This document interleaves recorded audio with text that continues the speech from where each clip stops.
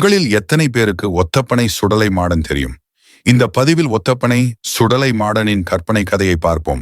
ஒத்தப்பனை சுடலை modern என்பது தென் தமிழக நாட்டுப்புற தெய்வங்களில் மிகவும் சக்தி வாய்ந்த காவல் தெய்வமாக நம்பப்படுபவன்.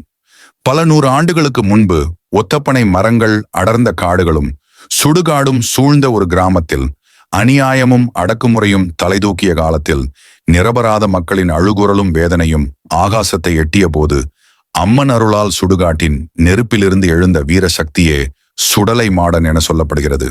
சாம்பல் பூசிய உடல், சிவந்த கண்களில் எரியும் நெருப்பு, கையில் சாட்டை, தளராத நடை. அவன் தோற்றமே அநியாயத்திற்கு எதிரான எச்சரிக்கையாக இருந்தது. இரவுகளில் இடி முழக்கம் போல் அவன் ஒத்தப்பனை காடுகளை கடந்து நடந்து வருவான். தீமை செய்தவர்கள் அவன் சாட்டையின் சத்தத்தை கேட்டாலே நடுங்குவார்கள்.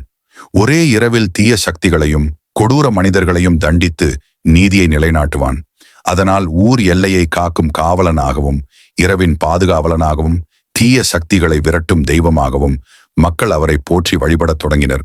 காலம் மாறினாலும் அந்த நம்பிக்கை மாறவில்லை. இன்றும் பல கிராமங்களில் இரவு நேரத்தில் அநியாயம் செய்ய யாரும் துணிய மாட்டார்கள்.